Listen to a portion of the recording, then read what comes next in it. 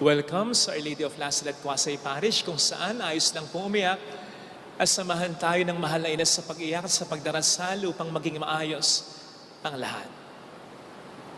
Shout out sa mga kapatid nating OFW. Sorry, distracted po ako. Hindi ko po alam kung napansin ninyo na parang meron tayong dalawang parts sa ating gospel reading na hindi konektado. Yung unang part ay tungkol sa paghingi ng mga disipulo mula kay Kristo ng dagdag na pananampalataya. Increase our faith. Yung pangalawang part ay tungkol sa isang tapat na alipin na gumagawa ng kanyang tungkulin. So, di po ba? Parang hindi konektado. Parang nakakalito. Parang yung iba sa inyo, sumisigaw ng human right ngayon para sa isang tao. Pero hindi umimik dati para sa human right ng mas maraming tao na mas kawawa at mas argabyado. Parang yung iba sa inyo ngayon, na ayaw, nasusuka sa korupsyon. Pero tatanggap ng pera pagdating ng eleksyon, hindi ko makonek. Kakalito. O sa inyo? Dito na lang tayo sa Ebanghelyo. Pagkonektahin natin yung dalawang parts para hindi tayo malito. Ilagay natin sa tamang konteksto. Ano yung konteksto? Yung sinundan po kasing verse ng unang bersikulo ng Ebanghelyo ngayon ay verse 4. Verse 5 po kasi nagsimula ito. Sa verse 4, sinabi ng Panginoon sa kanyang mga disipulo, kung meron kayong kapatid na magkamali sa inyo ng 7 ulit sa buong maghapon at humingi sa inyo ng sorry, patawarin ninyo. Mahirap yun. Ako nga, kaya ako distracted ngayon eh. May instruction ako sa mga sakristan. Ilang beses na, hanggang ngayon, hindi pa rin talaga nagagawa. Inis na ako. Yun pa kayang 7 beses sa buong maghapon lang? Mahirap yun. Kaya nga, ito yung verse 5. Anong sabi ng mga disciples? Increase our faith. Dagdagan mo yung pananampalataya namin. Mahirap yung hinihiling mo. Anong sabi ng Panginoon? Kung ang pananampalataya ninyo ay katulad kahit ng isang buti lang mustasa, mangyayari yung mahirap para sa inyo. Na para bang sinasabi ng Panginoon, basta sumampalataya kayo, gustuhin ninyo. At kahit mahirap mangyayari, kasi tutulungan ko kayo. Kasi yun ang pananampalataya eh. Ang pananampalataya ay, Lord, hindi ko kaya. Pero sa tulong mo, kakayanin ko. Hindi ko alam kung nakita po ninyo yung video ng speech ng asawa, Mrs. ni Charlie Kirk. Yung inassassinate. Yung ilang beses nating pinag-uusapan sa pagninilay ko.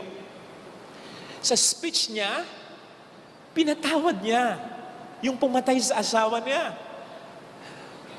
At yung speech na yon, dineliver yon ha, kamamatay lang ng asawa niya. Fresh na fresh pa. Kung nagalit siya, siguradong sa puntong yun, galit pa rin siya. Devastated pa rin siya. Anong sabi niya? That man, I forgive him. Nakikita mong hirap na hirap siya. Pero habang sinasabi niya yon, tumingala siya sa langit. Na para bang sinasabi niya, Lord, increase my faith. Gusto kong gawin, gusto kong magpatawad, pero ang hirap. Pero sa tulong mo, kakayanin ko. Pwede rin natin itong apply sa mga mabigat na pinagdaraanan natin sa buhay. Sa mabigat na kalagayan mo bilang asawa, ng kabiyak mong hindi mo maramdaman ang pagtulong, ang pagdamay ng mabigat na kalagayan mo bilang magulang, ng anak mong pasaway, o ng mga anak mo nag-aaway-away. Ng mabigat na kalagayan mo, dulot ng responsibility mo sa mga magulang mong sinusustentuhan mo at sa mga kapatid mong nakaasa pa rin sa iyo. Sa mabigat na kalagayan mo dahil meron kang malalang sakit, baon ka sa utang, nagluluksa ka para sa isang mahal sa buhay na nawala o nawalay. Sinasabi sa atin ngayon ng Panginoon, kahit overwhelming ang problema, pairalin mo pananampalataya mo. Tutulungan kita para mangyari yung akala mong hindi pwedeng mangyari. Pero habang hindi pa nangyayari, o kung hindi man mangyari ayon sa kagustuhan natin, dito ngayon papasok yung pangalawang part. Yung tungkol sa tapat na alipin. Ang tapat na alipin ay gumagawa ng kanyang tungkulin. Ang kanyang tungkulin ay sundin ang kagustuhan ng kanyang Panginoon. Hindi po pwedeng ilarawan yung alipin ngayon sa mga nakakasambahay natin. Hindi ngayon, yung kasambahay may break time. Yung kasambahay ngayon may karapatan. Walang ganun ang alipin. Ang alipin sa kultura ng mga Hudyo ay pag-aari ng kanyang Panginoon. Pwede niyang itapon parang bagay. Walang karapatan. Kaya't ang mabuting alipin na tapat sa kanyang tungkulin, ginagawa lagi ang kagustuhan ng kanyang amo dahil yun ang kanyang tungkulin. Ayun. Mahirap magpatawad? Mahirap magbigay? Mahirap magpakabuting tao? Ano ba tayo? Ano bang tawag natin sa Kanya? Di ba Panginoon? Ibig sabihin, tayo'y alipin niya. Naglalaro ang Panginoon sa lengguwahe ng kanyang kultura. Ito ngayon yung sinasabi niya sa atin ngayon. Yun! Dapat kayo sa akin. Gagawin niyo ang inyong tungkulin. Kung anong gusto ko.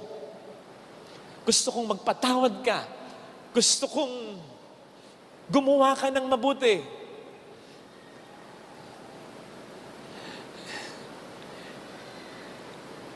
Alam po ninyo, kahit na tayong pinakamabuting tao sa buong mundo, hindi tayo pwedeng magmalaki sa Diyos. Kaya sabihin niya sa atin, ano ngayon? Di ba tungkulin mo yan? Kaya may problema ako sa pagbibigay ng award medyo may problema ako doon. Lalong-lalo na kapag ang bibigyan ng award ay taong simbahan. Lalo na pagpare. Hindi kahit sino. Yung gumawa ng mabuti. Kasi tungkulin natin yun. Hindi tayo binibigyan dapat ng award para doon. Again, tayo pa yung pinakamabuting tao. Ano sabihin sa atin ng Panginoon? Di ba sabi ko sa iyo, be holy as I am holy? Tungkulin mo yan. Hindi tayo magiging katulad nung nasa unang pagbasa. Lord, ano na? Lord, bakit ganito? Bakit ganon? Nagsisimba naman ako, nagpapakabuti naman ako Di ba Kristiyano ako? Di ba may ginawa akong ganito, may ginawa akong ganon? Bakit hindi mo sa akin ibigay ito? At sabihin ng Panginoon, tungkulin mo magbigay. Tungkulin mo magdasal. Tungkulin mo magsimba. Bakit mo isusumbat sa akin yan? Tungkulin din nating gumawa, manindigan sa tama, kahit hindi ginagawa ng iba. Tungkulin nating lumaban kahit lagi tayong talunan. Tungkulin nating sumampalataya kahit wala tayong nakikitang magandang resulta. Because this is our duty as Christians. Alam kong mahirap. Pero mayroon pang isang magandang aspeto, yung alipin sa ating gospel reading. Sipin po ninyo, kapapastol lang niya ng tupa sa labas, kaharalo lang niya sa bukid, pagdating ng bahay, susot lang siya ng apron, trabaho na naman. And he does it gratefully, not grudgingly. Hindi sinasabi ng isang alipin, lang yan naman, no? Kapagod-pagod ako eh. Pagdating dito, magsaservidora pa ba ako? Hindi ganun ang alipin. Hindi lang niya ito tungkulin. Ito ay pagtanaw pa niya ng utang na loob sa kanyang Panginoon. Sapagkat sa kultura noon, yung pakanin ka ng Panginoon mo, yung kupkupin ka ng Panginoon mo, yung pagkatiwalaan ka ng Panginoon mo, malaking bagay yon. No wonder, pagkatapos niyang gawin ng lahat, napakaraming ginawa ng alipin. Ano ang sabi niya? Ako'y aliping walang kabuluhan. Hindi ibig sabihin nun, wala siyang silbi. Ang ibig sabihin nun, kulang pa itong lahat ng ginawa ko sa ginawa para sa akin ng Panginoon ko. Ayun. Dito papasok yung isa pang sikreto para mas magawa natin ang ating tukulin bilang Kristiyano. Kung maunawaan lang natin ang ginawa para sa atin ng Panginoon natin. Kapatid, niligtas niya tayo. Wala tayo dapat dito. Hindi tayo dapat buhay ngayon. Kung buhay man tayo ngayon, dapat pag namatay tayo, diretso tayo sa impyerno. Wala dapat langit. Sarado dapat ang langit. Sipin niya po ninyo. Kahit ikaw ang pinaka-malungkot na tao ngayon sa buhay na ito, anong konsolasyon mo? Hindi lang dito ang buhay, may kabilang buhay. Katiting lang yung buhay dito. On the other hand, kung ikaw ang pinakamayaman, pinakamasayang tao ngayon sa buong mundo, kung hindi ka naman mapupunta ng langit, ay walang kwenta ito. Tayo ng pinakawawang tao, sabi nga ni San Pablo, kung walang buhay na walang hanggan. Kasi yung buhay na walang hanggan, hindi lang napakasaya, napakahaba pa. Ito ang binigay sa atin ng kamatayan niya. Bukod pa sa ibang mga biyaya. Alam po ninyo, again, kung magsisingkit lang ito sa atin, kahit na tayo pinakamabuting tao sa buong mundo, tapos mapupunta pa tayo ng langit, God willing, tapos we'll spend the rest of eternity praising God, kahit pagsamasamahin yon. Kahit pa hindi na dinggin ng Panginoon, ano man ang prayer natin ngayon?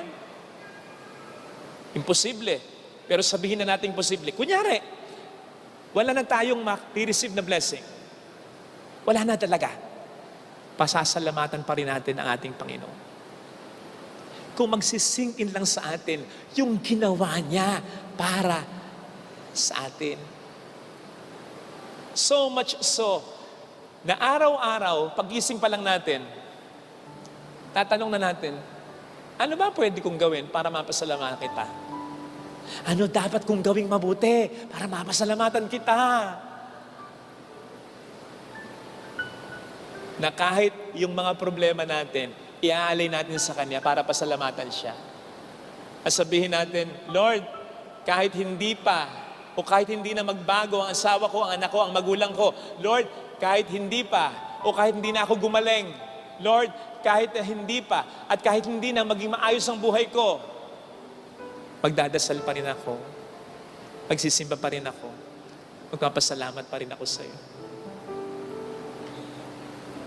Iyon ang magiging epekto kapag nag-sink in sa atin yung ginawa niya para sa atin. Kaya't yung mga taong hindi nagsisimba, yung mga taong hindi nagpapakabuti, yung mga taong gumagawa pa ng kasalanan, hindi nila talaga naunawaan kung ano ang ginawa para sa atin, sa kanila ng Panginoon. Kaya nga sabi ng Panginoon, do this in remembrance of me. Gawin niyo ito bilang pag-alala sa akin. Walang sino man ang pupwedeng mawala ng dahilan para magsimba.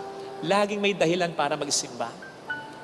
Kasi ang inaalala natin sa Eucharistia ay yung ginawa niya. At kung magsisingin lang talaga ito sa atin, mahirapan tayong gumawa ng kasalanan eh.